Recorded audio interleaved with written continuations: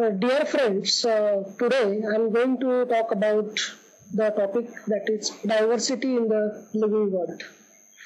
Generally, we come across different kinds of birds, different kinds of plants, different kinds of animals, and we see there are different forms, and that is actually the diversity. So, diversity may be in birds, maybe in plants, and to get know more details about this diversity, so I would like to introduce some of the important facts about this diversity. Uh, the contents in my discussion will be like this. First of all, going for diversity, before that, uh, why the classification is very important, what are the landmarks of the classification, and to introduce the five kingdom classification along with viruses and how the plants and animals their names are given. So some more details about that also I will discuss with you. So what is classification? Classification is the differentiation. So what are the different plants and animals are there? So to introduce them and grouping them, giving different names to them. So this practice is a age-old practice, and people are following this since so many years. It is from prehistoric days. The people have been classifying and grouping the objects since prehistoric time. Almost anything, whatever the living things you take, non-living things you take, the objects you take, so all this can be classified. Here I am going to introduce one classification system we generally come across, that is a library classification system. In library we see there are huge number of books are there. Thousands of books are there, and if I want get a particular book which is available in the library, so immediately I can get that in the library. Now how it is possible? Because in this library the different books which are arranged in a very systematic way. All the books, these are listed. Then they group them, maybe based on the books maybe from commerce, science, arts, and as per that these books are grouped, and then they are subgrouped, and finally the specific code numbers are given, and whenever we ask for a particular book, that we get in the library. So classification system is just like that we get in the library. Now, whenever we are talking about the classification, classification is a grouping of organisms according to their characteristics. A particular characteristics, a group of characters which are taken into consideration, and accordingly the classification is done.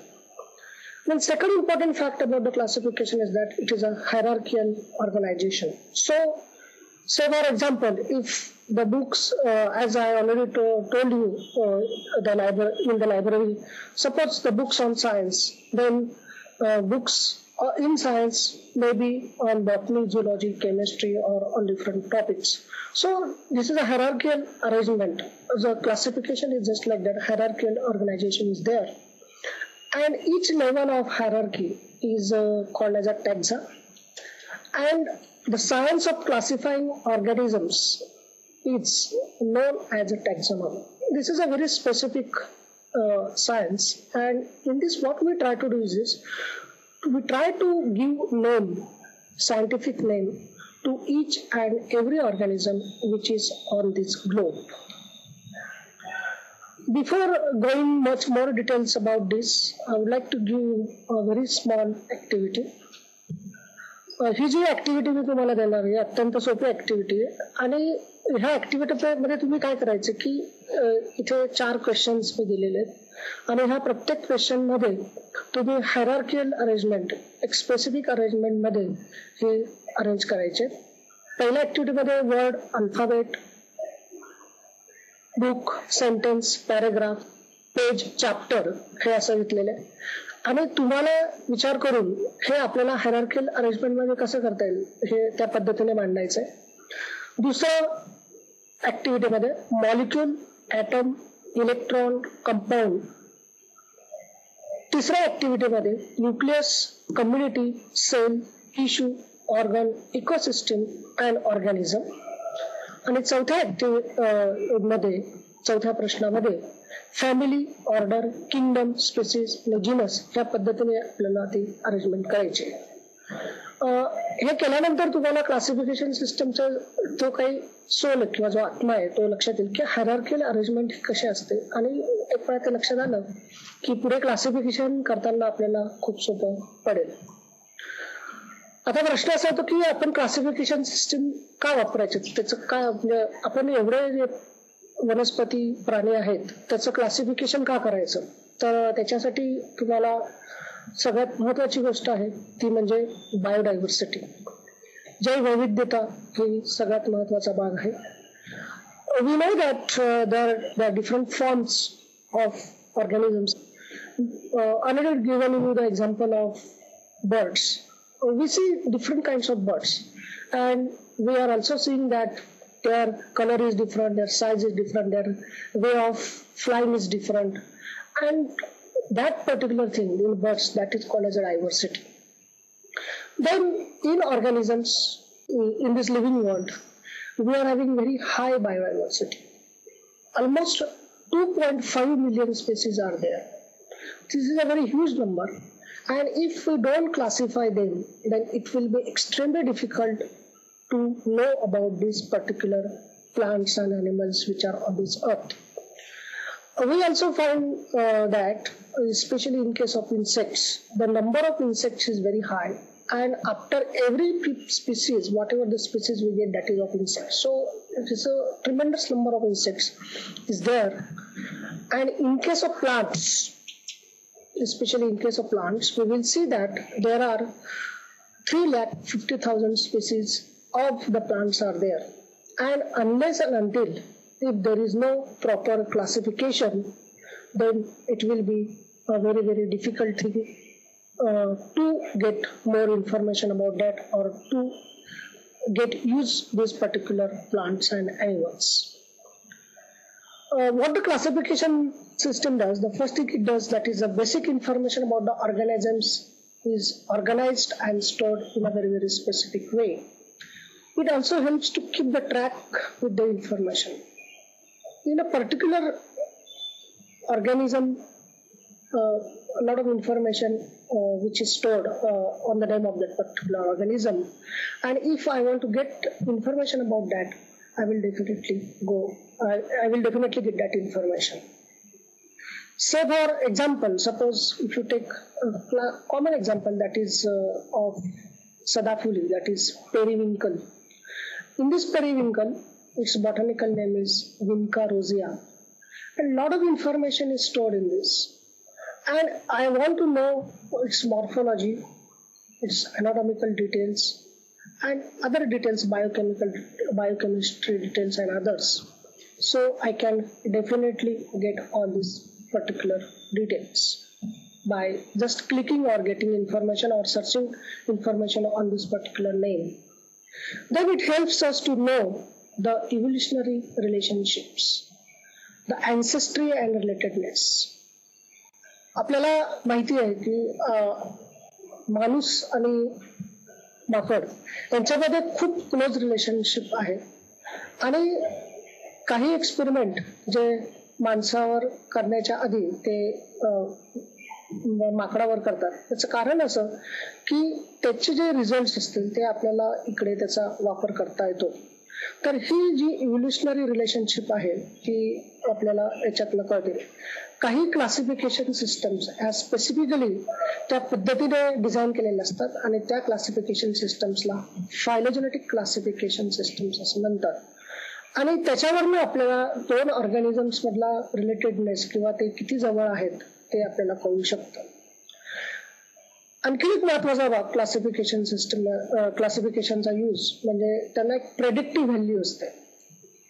मी तुम्हाला मागे सांगितलं की periwinkle किंवा सदाफुली जे आहे तर याच्यामध्ये एक अँटी कॅन्सर असं एक केमिकल आहे, त्याला आपण विनब्लास्टिन असं म्हणतो, आणि त्याच्या रिलेटेड अगदी क्लोजली रिलेटेड स्पीसीज मध्ये पण ते असण्याची शक्यता असू शकते.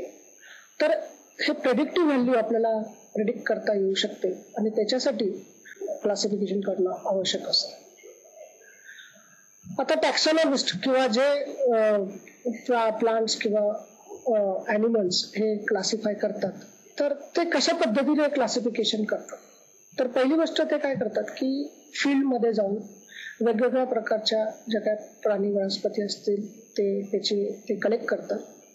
त्याच्यानंतर त्याचे ऑब्झर्वेशन्स करतात आणि त्याच्यामध्ये कुठल्या कुठल्या प्रकारचे व्हेरिएशन्स आहेत, त्याच्यामध्ये काय काय बदल किंवा त्याच्यामध्ये कुठल्या प्रकारचे डिफरन्सेस आहेत ते शोधून काढतात आणि मग त्याच्यामधल्या सिमिलॅरिटीज आणि डिसिमिलॅरिटीज याचा विचार करून ते त्याचं क्लासिफिकेशन करतात, त्यांना एका ग्रुपमध्ये टाकतात आणि मग हे सगळं झाल्यानंतर आधी जर त्याच्याबद्दलची काही माहिती जर त्यांनी रेकॉर्ड किंवा त्याच्याबद्दलची माहिती उपलब्ध असेल तर ती त्याच्याशी कम्पेअर करतात आणि समजा आपल्याला अगदी टोटली नवीन स्पीसीज मिळाली किंवा जे काही आपल्याला एखादा फॉर्म असा मिळाला की जो कधीच कुठेही रेकॉर्ड झालेला नाहीये तर आपल्याला त्याला एक स्पेसिफिक असं नाव द्यायला लागतं.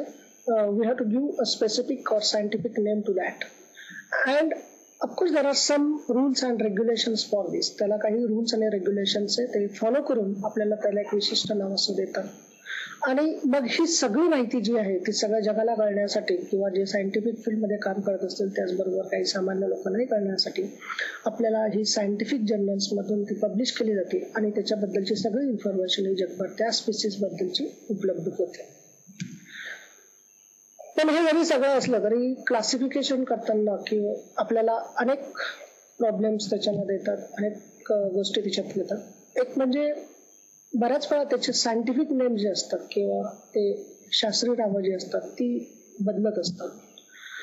आता एक्झाम्पल म्हणून मी तुम्हाला सांगतो की विन्का रोझियस म्हणून ही जी वनस्पती, सदाफुली जी वनस्पती, तिचं आधीचं नाव विन्का रोझियस होतं पण आता तिचं नाव कॅथरॅन्थस रोझियस असं झालं. तर हा बदल होतो, ते बदल करण्याच्या मागे असं की त्याच्याबद्दलची जास्त माहिती उपलब्ध झाली की त्याच्या रिलेटेडनेस किंवा क्लोजनेस वरनं ते नावं ही त्याच्यात बदलली जातात. त्याचबरोबर आपल्याला असं दिसतं की बऱ्याच वेळा सायंटिफिक नावं जी असतात ती मिसस्पेल्ड होतात किंवा त्यांचं स्पेलिंग वगैरे इतकं व्यवस्थित लिहिलं जात नाही आणि त्यामुळे बऱ्याच वेळा कन्फ्युजन हे होऊ शकतं. आणि अशा बऱ्याच प्राणी आणि वनस्पती आहेत, अशा बऱ्याच टेक्स्ट आहेत की ते अजिबात वर्कआउट झालेले नाही, त्याच्याबद्दल आपल्याला खूप कमी इन्फॉर्मेशन आहे आणि त्याच्याबद्दल खूप कमी इन्फॉर्मेशन असल्यामुळे आपल्याला त्याला कशामध्ये क्लासिफाय करायचं किंवा कुठल्या ग्रुपमध्ये ते व्यवस्थित फिट होऊ शकेल ते सगळ्यात महत्वाचं आहे.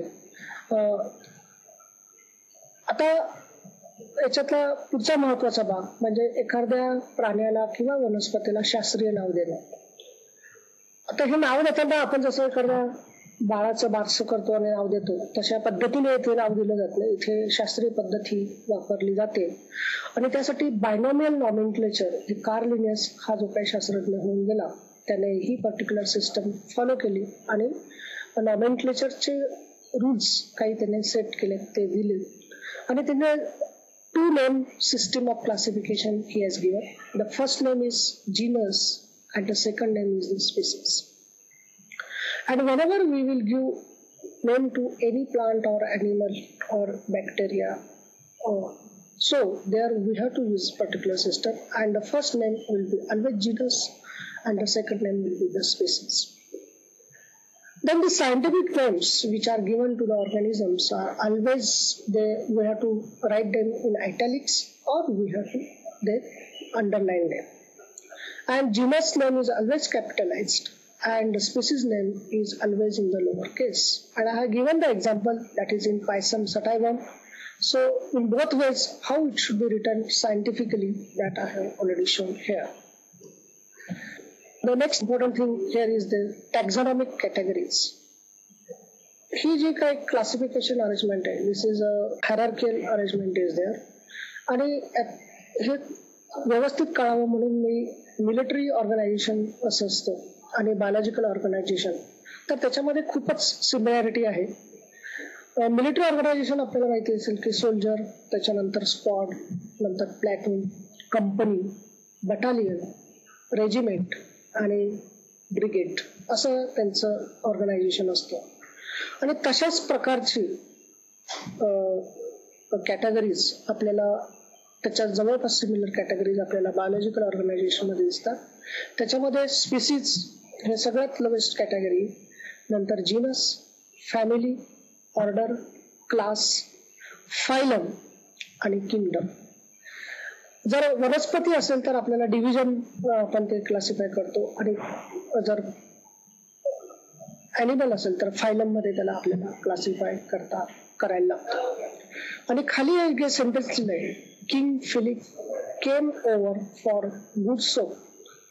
हे जर आपण लक्षात ठेवलं, त्याच्यातलं किंगचा K that is stands for kingdom, Philip त्याच्यातला पी जो आहे दॅट स्टँड्स फॉर फायलम, केमचा सी जो आहे दॅट स्टँड फॉर क्लास, ओव्हरचा जो ओ आहे दॅट स्टँड्स फॉर ऑर्डर, फॉरचा जो एफ आहे तो फॅमिलीसाठी स्टँड करतो, आणि गुडचा जो जी आहे दॅट स्टँड्स फॉर जीनस, आणि सूपचा जो एस आहे दॅट स्टँड्स फॉर स्पीसीज. तर ही एक अशा प्रकारची हायरार्कियल ऑर्गनायझेशन आपल्याला टॅक्सॉनॉमिक कॅटेगरीज मध्ये बघायला मिळते. आणि याच्यातली जी लेवल असते, सपोज आपण ऑर्डर घेतली तर तिला आपण टॅक्सा असं म्हणतो. Mainly there are 7 levels of ranks, 7 ranks आहेत क्लासिफिकेशनच्या. आणि त्याची पहिली जी रँक असते ती लोवेस्ट रँक स्पीसीज, नंतर genus, family, order, class, phylum आणि किंगडम. आता अशा पद्धतीने क्लासिफिकेशन केलेलं, त्याचं एक एक्झाम्पल मी तुम्हाला इथे समोर दाखवतोय. त्याच्यामध्ये ह्युमन बीइंग, माणूस, आणि वाटाणा पी याचं क्लासिफिकेशन कसं करतात ते इथे आपल्याला दिसतंय की किंगडम ॲनिमॅलिया ह्युमन बीइंगचं, नंतर फायलम हा कॉर्डेटा आहे, class Mammalia, order Primates, family Hominidae, genus Homo, आणि स्पेसीज सेपियन्स. आणि म्हणून माणसाचं नाव हे होमोसेपियन्स असं आपण दिलं गेलेलं आहे, सायंटिफिक नाव आहे. त्याचबरोबर वाटाणा किंवा पी, तर त्याचा जो किंगडम आहे तो प्लॅन्टी, नंतर त्याची डिव्हिजन जी आहे ती मॅग्नोलिओफायटा, नंतर त्याचा जो क्लास आहे तो Magnoliopsida, order Fabales, family Fabaceae, genus Pisum, आणि स्पीसीज त्याची सटायवन. आणि म्हणून त्या वनस्पतीचं नाव आपण पायसम सटायवन असं म्हणतो. आणि जगभरात कुठल्याही देशात तुम्ही गेलात तर सायंटिफिक वर्ल्ड मध्ये आपल्याला पायसम सटायवन ह्या नावाने ही वनस्पती ओळखली जाते. बऱ्याच वेळा आपल्याला असं दिसतं की एखादी वनस्पती किंवा प्राणी याला वेगवेगळी नावं असू शकतात. तिथले ज्या काही लोकल कंडिशन्स असतील किंवा तिथले जे काही लोकल असतील तर त्याच्यावर हे नावं बदलतात. पण असं केल्यानं खूप मोठं कन्फ्युजन हे असं होऊ शकतं. ते टाळण्यासाठी आपल्याला सायंटिफिक नावं द्यायला लागतात. आता हे क्लासिफिकेशन ज्या लोकांनी वर्कआउट केलेलं आहे किंवा ज्यांनी याच्याबद्दल खूप विचार केलेला आहे, असे काही लोक, असे काही शास्त्रज्ञ, हे आपल्याला आता त्यांच्याबद्दल थोडी माहिती घ्यायची आहे. These are the landmarks in classification. त्याच्यामध्ये अरिस्टॉटलचं नाव हे सर्वप्रथम येतं. हा एक ग्रीक फिलॉसॉफर होता आणि त्याने ह्या संदर्भात म्हणजे ख्रिस्तपूर्व काळात त्याने याच्यावर काम केलं. त्याने क्लासिफिकेशन सिस्टीमवर विचार केला आणि त्याने ती दिली.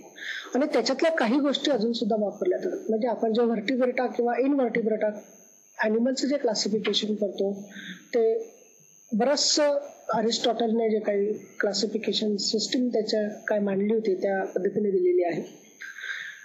नंतर दुसरा जो सायंटिस्ट आहे त्याचं नाव जॉन रे, आणि हा एक इंग्लिश सायंटिस्ट होता आणि he was working on different plants. त्याने खूप वनस्पतींवर काम केलंय, ॲनिमल्सवर पण त्याचं बरंचसं काम आहे.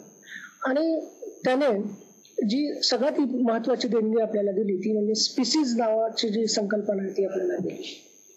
आता ही स्पीसीज काय असते? What is species? The species is a group of organisms which can interbreed and which can give fertile offsprings. So that is called as a species, and this is the most important concept that is in the classification, and this is the basic unit of the classification, and that's why the John Ray is recognized for his contribution. नंतर Carl लिनियसचं काम या संदर्भात खूप मोठं आहे. त्याला father of taxonomy असं म्हटलं जातं. आणि त्याने जी देणगी दिली आपल्याला ती म्हणजे बायनॉमियल नॉमेनक्लेचर, की प्रत्येक प्राणी किंवा वनस्पती किंवा लिव्हिंग जो काय ऑर्गॅनिझम असेल त्याला 2 नावं, आणि त्या संदर्भात आपण आधी बघितलेलं आहे की पहिलं नाव जे असतं ते जीनस असतं आणि दुसरं जे काही नाव येतं ते स्पीसीज असतं. आणि प्रत्येक प्राणी किंवा वनस्पती किंवा लिव्हिंग ऑर्गॅनिझम असेल त्याला अशा पद्धतीने नाव दिलं जातं. लिनियसने आपल्याला 2 किंगडम क्लासिफिकेशन सिस्टम दिली. नंतर हेकेल नावाचा एक शास्त्रज्ञ होता, त्याने 3 किंगडम क्लासिफिकेशन सिस्टम दिली. नंतर कोपलँड नावाचा जो शास्त्रज्ञ होता त्याने 4 किंगडम क्लासिफिकेशन दिली. आणि आपण ह्या क्लासिफिकेशन सिस्टम मध्ये सगळ्यात महत्वाचं म्हणजे 5 किंगडम क्लासिफिकेशन ही जे काही आपण बघणार आहोत याच्या पुढे विटाकर नावाच्या शास्त्रज्ञाने ती 1969 मध्ये दिली. आणि 5 किंगडम क्लासिफिकेशनच्या संदर्भात जास्त माहिती आपण नंतर करून घेणार आहोत. ते माहिती करून घेण्याच्या आधी मला तुम्हाला एक ऍक्टिव्हिटी द्यायची आहे. तर इथे एक शास्त्रज्ञ स्वतःहून म्हणतो की मी त्याच्या संदर्भात माहिती दिलेली आहे आणि तुम्ही तो शास्त्रज्ञ कुठला आहे तो ओळखायचा आहे. तर पहिल्या ऍक्टिव्हिटीमध्ये I am an English naturalist. I have rejected the system of dichotomous division. I have classified plants according to similarities and dissimilarities. I have published Historia Plantarum. And the last one, I have given the concept of species. ह्या सगळ्या क्लूजचा वापर करून तुम्हाला हा शास्त्रज्ञ कोण असेल तो त्याचं नाव शोधून काढायचं आहे. नंतर दुसऱ्या शास्त्रज्ञाबद्दल तुम्ही माहिती सांगतो. तो म्हणतो की I am a Swedish naturalist and inspiring teacher. I have worked in Uppsala University. I have published Species Plantarum. I have given binomial classification system. एवढे क्लूज वापरून हा शास्त्रज्ञ कोण असेल तो आपल्याला शोधून काढायचा आहे. अजून एक दुसरी ऍक्टिव्हिटी तुम्हाला मी देतो की इथे वेगवेगळे प्राणी आणि वनस्पती दिले. त्याच्यामध्ये कॅट, नंतर सनफ्लावर, अमिबा, त्याचबरोबर काही नॉन लिव्हिंग थिंग्स, त्यामध्ये प्लास्टिक बकेट आणि गोल्डन रिंग दिलेले आहेत. आणि तुम्हाला ह्याचा वापर करून एक डायकोटोमस की तुम्हाला करायची आहे. तर ती तुम्ही कशी कराल? तर याचा फायदा असा होतो की आपल्याला त्याच्यातलं डिस्टिंक्शन आपण कशा पद्धतीने करू शकतो. आणि ही क्लासिफिकेशन मध्ये जेव्हा आपण डिसिमिलॅरिटी आपण बघतो, कारण क्लासिफिकेशन करताना आपल्याला सिमिलॅरिटी आणि डिसिमिलॅरिटी ह्या दोघांचा विचार करायला लागतो आणि त्यासाठी डायकोटोमस की तयार करणं हे एक अत्यंत महत्वाची गोष्ट असते. आता मी तुम्हाला मागे म्हटलं होतं की आपल्याला 5 किंगडम क्लासिफिकेशन वर मी बोलणार आहे. पण व्हायरसेस हा असा ग्रुप आहे की तो कुठल्याही किंगडम किंवा 5 किंगडम क्लासिफिकेशन मध्ये तो इन्क्लूड केलेला नाहीये.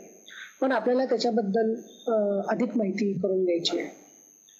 Now these viruses are the living entities and it is considered these are on the borderline of living and non-living. म्हणजे लिव्हिंग आणि नॉन लिव्हिंग याच्यामधला असा हा एक ग्रुप आहे. तर ह्या ग्रुपमध्ये आपल्याला असं दिसतं की this is the simplest form of the living याच्यामध्ये आपल्याला कुठल्याही मेटाबॉलिक ऍक्टिव्हिटीज जसं म्हणजे रेस्पिरेशन, नंतर आणखीन ग्रोथ, त्याचबरोबर फोटोसिंथेसिस वगैरे अशा ज्या काय ऍक्टिव्हिटीज आहेत ते आपल्याला याच्यामध्ये दिसत नाही. पण एकच गोष्ट तो करतो, तो म्हणजे it can reproduce it self, आणि ते करत असल्यामुळे त्याला लिव्हिंग मध्ये त्याला आपण क्लासिफाय करतो. And some interesting fact about this virus is that it is made up of a protein coat and it may either have DNA or RNA, but not both at a time. If we consider human beings or any other organism other than virus, we always see that they are having both DNA as well as RNA, but this is a group which will either have DNA or either have RNA. As I told you that viruses are not belong to the 5 kingdom classification. Now, why these particular viruses are given the name virus? The virus, this word is derived from the Latin word and it means toxin. Toxin means that is a poison. This is submicroscopic infectious agent that is unable to grow or reproduce outside the host cell. हा सब microscopic आहे. सब microscopic म्हणजे जो आपल्याला microscope मध्ये बघता येत नाही, आपल्याला इलेक्ट्रॉन मायक्रोस्कोप त्याच्यासाठी वापरायला लागतो, असा हा एक ग्रुप आहे. आणि आपण जो काही प्रयोगशाळेमध्ये मायक्रोस्कोप वापरतो त्याच्यामध्ये आपल्याला हा व्हायरसेस दिसू शकत नाही. This virus is having viral particle, त्याला that is called as a virion, and I told you that it is containing either DNA or RNA, and it is having protective protein coat or capsid. This is smaller or less complex than cell. म्हणजे आपण जे काही basic unit sale असं म्हणतो, तर basic unit sale पेक्षा सुद्धा हा सिंपल असतो आणि त्याच्यापेक्षा त्याचा साईज लहान असतो, आणि म्हणून these are called as acellular organisms. Viruses cannot be grown in synthetic culture media. आपण कुठलंही असं आर्टिफिशियल मीडियम घेऊन त्यांना आपण ग्रो करू शकत नाही, ते आपल्याला ग्रो करता येत नाही. त्याचं कारण असं की हे ऑब्लिगेट पॅरासाइट आहे, त्यांना एक विशिष्ट असा पॅरासाइट लागतो. तो जर पॅरासाइट नसेल तर ते कुठल्याही प्रकारची लिव्हिंग ऍक्टिव्हिटी दाखवत नाही, म्हणजे ते जस्ट लाईक अ क्रिस्टल ते त्या लिव्हिंग थिंगच्या बाहेर असतं. आणि आपल्याला जर ते कल्चर करायचे असेल तर आपल्याला होस्ट सेल्स त्याच्या ज्या असतील ज्याच्यावर तो वाढतो त्याच्या सेल्स कल्चर केल्यानंतर आपल्याला व्हायरसेस ग्रो करता येऊ शकतात, त्यांचं कल्चर्स करता येऊ शकतं. आता या व्हायरसेसमध्ये लिव्हिंग कॅरेक्टरिस्टिक्स काय आहेत, तर reproduce only in living host cells and they can mutate. म्युटेशनमुळे त्याच्यामध्ये जेनेटिकल चेंजेस, त्याच्यामध्ये जेनेटिकल बदल हे होऊ शकतात, आणि रिप्रोडक्शन आणि म्युटेशन ह्यामुळे त्याला आपण लिव्हिंग एंटिटीज मध्ये किंवा लिव्हिंग थिंग्स मध्ये आपण त्याला इन्क्लूड केलेला आहे. पण त्याचबरोबर बऱ्याचशा नॉन लिव्हिंग कॅरेक्टरिस्टिक्स हा व्हायरस दाखवतो. कुठल्याही प्रकारचं सायटोप्लाझम किंवा वेगवेगळ्या प्रकारचे organelles like mitochondria, then Golgi complex and other organelles which are there in normal cell, these are not seen here. And it is having no metabolism. There is a complete lack of metabolism. Viruses will not show any growth. They cannot be as we say that cell is divided like that. They do not get divided. And new viral components synthesized and assembled in a host cell. Depending on which type of host they are growing, there are different types of viruses. The first one, that is the animal viruses, then second one, that is the plant viruses, and the third one, that is the bacteriophages. The viruses which are growing or which are completing their life on animals, these are called as animal viruses. There are some viruses which will be present in plants. These are called as plant viruses. And there are bacteriophages. These bacteriophages will grow only on certain bacteria. And in this visual, you will see that there is specific bacteriophage Then in green line you will find there is the tobacco mosaic virus. I have told you that the 5 kingdom classification, that is one of the much accepted classification, and in that there are 5 kingdoms are there. The first one, that is Plantae, second one is Animalia, third one is Fungi, fourth one is Monera, and the fifth one, that is Protist. So in this visual you will find that different forms in different groups. Now I am here to get some more idea about this 5 kingdom classification. I am giving you the comparative account. आणि हा comparative account तुम्हाला बघितल्यावर त्याचे characters समजणं आपल्याला खूप सोपं होईल, त्याच्यासाठी हा comparative account दिलेला आहे. त्याच्यामध्ये कॅरेक्टरिस्टिक्स आपण ज्या विचारात घेणार आहोत त्या म्हणजे internal membrane, that is nuclear membrane that we are going to take in to consideration. त्याच्यानंतर cell wall, cell wall composition, cell wall त्याच्यामध्ये आहे की नाही त्याचा आपण विचार करणार आहोत. नंतर त्याच्यामध्ये युनिसेल्युलर ऑर्गॅनिझम्स आहेत का, मल्टीसेल्युलरिटी आहे, that we have to take in to consideration. आणि त्याचं मोड ऑफ न्यूट्रिशन कसं आहे आणि त्याचे कुठले कुठले मेंबर्स किंवा त्याचे रिप्रेझेंटेटिव्ह आहेत ते आपण इथे बघणार आहोत.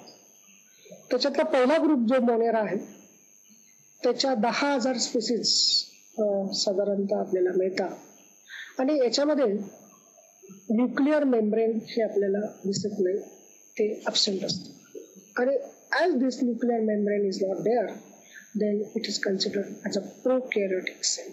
हे प्रोकॅरियोटिक सेलचे क्लासिकल एक्झाम्पल आहे. याच्यामध्ये सेल वॉल असू शकते किंवा याच्यामध्ये सेल वॉल असते. दीज आर युनिसेल्युलर आणि याचं मोड ऑफ न्यूट्रिशन हे ॲटो किंवा हेटेरो अशा दोघं प्रकारचं त्याच्यामध्ये आपल्याला दिसतो की they can go for photosynthesis or some of them these are parasitic. आणि याचे जे मेंबर्स आहेत त्याच्यामध्ये बॅक्टेरिया, ज्याला आपण जीवाणू म्हणतो, हे आहे.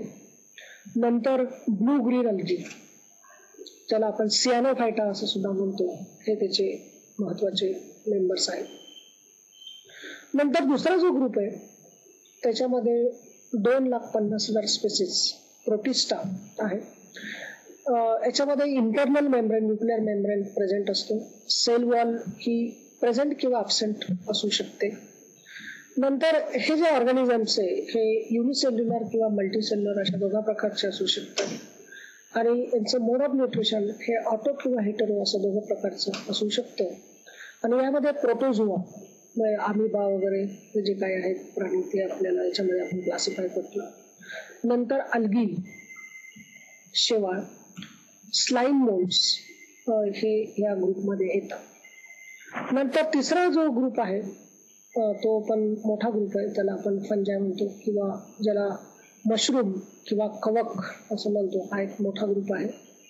याच्यामध्ये इंटरनल किंवा न्यूक्लिअर मेम्ब्रेन हे त्याच्यामध्ये असतं आणि हा युकॅरियोटिक आहे. त्याच्यामध्ये न्यूक्लिअर मेम्ब्रेन असल्यामुळे त्याला आपण युकॅरियोटिकमध्ये त्याला क्लासिफाय करतो. त्याच्यामध्ये सेल वॉल ही प्रेझेंट असते आणि फंजाची सेल वॉल ही खूप स्पेसिफिक असते. त्याच्यामध्ये कायटिन नावाचा एक केमिकल असतं आणि असं कायटिन हे बऱ्याच इन्सेक्ट्समध्ये किंवा कीटकांमध्ये आपल्याला दिसतं आणि त्याच्याशी त्याची खूप सिमिलॅरिटी वगैरे आपल्याला दिसते. आणि फंजाय हे मेनली मल्टीसेल्युलर असतात, पण काही फंजाय जसे ईस्ट वगैरे अशा प्रकारचे जे फंजाय आहेत ते आपल्याला युनिसेल्युलर फॉर्ममध्ये सुद्धा मिळतात. आणि याच्यामध्ये हेट्रोट्रोपिक मोड ऑफ न्यूट्रिशन असतं, म्हणजे ह्या ज्या वनस्पती आहेत ते कुठल्याही प्रकारचं स्वतःचं अन्न स्वतः तयार करू शकत नाही. And they are having heterotrophic mode of nutrition. Either they will be parasitic or they will be saprophytic. They will grow on dead and decaying matter and they will derive their food from them, or they will parasitize on other plants and they will derive their food from that. And different kinds of molds, yeast, mushrooms are the classical examples of this. नंतरचा पुढचा जो group आहे तो प्लांटीमध्ये, त्याच्यामध्ये बऱ्याच प्रकारचे plants आपण classify केलेले. त्याच्यामध्ये इंटरनल स्ट्रक्चर जे न्यूक्लिअर मेम्ब्रेन आहे ते प्रेझेंट असतं. It is eukaryotic. Cell wall is made up of cellulose. नंतर ऑर्गनायझेशन त्याचं जे असतं ते मल्टीसेल्युलर असतं. आणि महत्वाचं म्हणजे याच्यामध्ये autotrophic mode of nutrition is there because they carry out photosynthesis and that's why they can synthesise their own food as they are having this particular ability to do photosynthesis. याच्यामध्ये mosses, त्याच्यानंतर सगळे seed plants जे आपण बघतो, maize, नंतर wheat and many other plants which are there. So these are classified into this plant. नंतर पुढचा जो ग्रुप आहे तो ॲनिमॅलिया, ज्याला आपण ॲनिमल ग्रुप असं म्हणतो. त्याच्यामध्ये internal membrane is again eukaryotic cells. त्याच्यामध्ये सेल वॉल ही ॲबसेंट असते. प्लांट्स आणि ॲनिमल्समध्ये बेसिक डिफरन्स म्हणजे त्यांच्या सेल वॉलमध्ये असतो. प्लांट्समध्ये सेल वॉल असते, ॲनिमल्समध्ये आपल्याला सेल वॉल ही मिळत नाही. आणि त्यामुळे ॲनिमल्सला फ्लेक्झिबिलिटी, त्याची मुवमेंट ही खूप मोठ्या प्रमाणात मिळते. प्लांट्समध्ये आपल्याला अशी मुवमेंट दिसत नाही. त्याचं कारण असं की त्यांची सेल वॉल रिजिड असतं, त्याच्यामुळे त्याची फ्लेक्झिबिलिटी किंवा मुवमेंटवर त्याचं तेवढी ती दाखवू शकत नाही. Then the organization is multicellular and mode of nutrition in animals, all the animals, there is heterotrophic mode of nutrition is there. आणि वेगवेगळ्या प्रकारचे अॅनिमल्स ज्यांना बोन्स आहेत किंवा विदाउट बोन्स किंवा व्हर्टिब्रेट किंवा इनव्हर्टिब्रेट्स अशा प्रकारचे अॅनिमल्स या ग्रुपमध्ये आपण क्लासिफाय केलं. आणि हे सिम्पल कॅरेक्टर्स घेऊन आपण हे जे काही 5 किंगडम्स आहेत, Monera, Protista, fungi, Plantae and Animalia, हे आपण ते डिफरन्शिएट करू शकतो, क्लासिफाय करू शकतो. आता इथे काही व्हिज्युअल्स मला दिसत आहेत. त्याच्यामध्ये किंगडम प्रोटिस्टा असा जो एक ग्रुप आहे, तर किंगडम आहे, त्याचे काही मेंबर्स हे आपल्याला इथे दिसत आहेत. पहिला जो दिसतो तो स्टेमोनायटिस, त्यानंतर इथे जे तुम्हाला दिसतंय तो युग्लिन आहे, त्याच्यानंतर डायटम. डायटमचा आणखीन आपल्याला वेगळा फॉर्म इथे दिसतोय. नंतर अमिबा आणि पॅरामेशियम अशा वेगवेगळ्या प्रकारचे मेंबर्स प्रोटिस्टामध्ये दिसतात. आता याच्याबद्दल सांगायचं म्हणजे काय की हा अत्यंत असा ऑड ग्रुप आहे. याच्यामध्ये आपल्याला ट्रू न्यूक्लियस मिळतो. ऑड ग्रुप म्हणजे बाकीच्या कुठे जर क्लासिफाय करता आलं नाही तर असे सगळे जे काही मेंबर्स आहे याच्यामध्ये टाकलेले आहेत. Organisms are with true nucleus because it is a eukaryotic nature of the cell. It is mostly unicellular but there are some multicellular organisms are also seen. Seaweed जे आहेत ते आपल्याला मल्टीसेल्युलर फॉर्म मध्ये दिसतात. And it is having very specific kind of appendages. त्याला फ्लॅजेला किंवा pseudopodia अशा प्रकारचे त्याला appendages असतात. And it helps to move. Other group they don't show this kind of thing. And these organisms may be reproduce sexually or asexually. त्याच्यामध्ये depending on their mode of nutrition 3 प्रकार केलेले आहेत. पहिला म्हणजे फंगस लाईक प्रोटिस्ट की ज्याच्यामध्ये ते स्वतःचं अन्न तयार करू शकत नाही. They absorb food from their surroundings. Then second group that is the plant like protist, algae, आणि these are autotrophic, they carry out their own photosynthesis. आणि third group which are animal like protist, mostly protozoa जो आहे, and they engulf the food particles. Their mode of nutrition is totally different, and based on this nutrition these are the 3 basic types of the protist. Some of the members from another group that is kingdom fungi is shown here. You will find there is a mucor, then there is yeast, then different kinds of mushrooms are seen. Mushroom may be colored or may be white. And another group that is penicillium is there, which is widely used as an antibiotic. And this group especially is a very important group. Fungus, this word that is a Latin word and it means mushroom. It is a eukaryotic non-vascular organism. we don't see any vascular tissues here like xylem and phloem, which are totally lacking here and is eukaryotic group. Their mode of reproduction is vegetative, as well as it is asexual type as well as it is a sexual type. Here it is having very specific kind of plant body. Plant body is made up of filaments. The cells are arranged end to end, arranged in a very specific manner, and the presence of hyphae is one of the very important characteristics of this particular group. In this, the cell wall is made up of chitin that I already told you, and it reproduces by means of spores. The spores may be sexual or may be asexual spores. And recently, the molecular studies which have been carried out, and they have shown that this fungi group is very much close to animals as compared to that of the plants, because previously it was considered that it is having very close relationship with the plants, but the recent studies are showing that, especially molecular studies, that these are very much closely related to the animals than that of the plants. Wherever you will go, fungi will be there, and they grow in a wide range of habitats. You can find them in deserts, some kind of fungi in water bodies, but these are or maybe symbiotic. Especially in lichens, there is a mode of nutrition that is a symbiotic type of association is there, and in lichens, the fungi and algal members are living symbiotically. The importance of fungi, preparation of bread, idli, and many other fermented products which we normally consume are of this kind of there, and these are mostly derived from the fungal part, or fungi is involved there.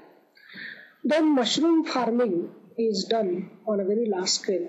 आणि आपल्याला जे mushrooms किंवा आपण जे काही mushrooms खातो तर त्याच्यामध्ये एक मोठी इंडस्ट्री ह्या मशरूमची त्याच्या संदर्भात आहे, आणि मशरूम आपण ग्रो करू शकतो. त्याच्यापासून खूप मोठ्या प्रमाणात वेगवेगळ्या प्रकारच्या रेसिपीज मशरूमच्या आपल्याला तयार करता येतात. इव्हन काही 5 स्टार हॉटेल्समध्ये मशरूमच्या स्पेशल डिश आपल्याला मिळतात, आणि बऱ्याच लोकांना उद्योग म्हणून मशरूम कल्टिव्हेशन त्याचा उपयोग होऊ शकतो. त्यानंतर वेगवेगळ्या प्रकारची जी इंडस्ट्री, बियर इंडस्ट्री किंवा वाईन इंडस्ट्री किंवा आणखीन काही वेगवेगळ्या फर्मेंटेशन इंडस्ट्री, त्याच्यामध्ये ईस्ट नावाचं जे काही फंज आहे ते खूप इम्पॉर्टंट रोल त्याचा असतो. त्याच्यामध्ये त्याचा वापर करतात, ह्या फंजाचा वापर करतात. त्याचबरोबर वेगवेगळ्या प्रकारचे industrial products, especially antibiotics like Penicillium आणि आणखीन वेगवेगळ्या प्रकारचे अँटीबायोटिक्स या फंजापासून तयार करतात. काही टॉक्सिक सबस्टन्सेस ह्या फंजामधनं तयार होतात आणि त्याचा उपयोग बाकी ठिकाणी काही इंडस्ट्रीमध्ये पण केला जातो. आणि एक महत्वाची गोष्ट म्हणजे बायो कंट्रोल, की बाकी जे काही वेगवेगळे पेस्ट वगैरे असतील त्याला आपल्याला कंट्रोल करायचं असेल तर केमिकल्स वापरायला लागतात, पण काही फंजा वापरून आपण काही इन्सेक्ट्स हे किल करू शकतो. आणि बायो कंट्रोल हे त्या दृष्टीने अत्यंत महत्वाचं आहे. आणि इथे कुठल्याही प्रकारचं हार्म हा नेचरला होत नाही, आणि this is eco friendly kind of control is there. आता आपल्याला हे काही तुम्हाला व्हिज्युअल दिसत आहेत, याच्यावरनं तुम्हाला हा कुठला किंगडम असेल हा शोधून काढायचा आहे. त्याच्यामध्ये मी 4 वेगवेगळे फोटोग्राफ्स हे दिलेले आहेत, आणि हे फोटोग्राफ्सवरनं तुम्हाला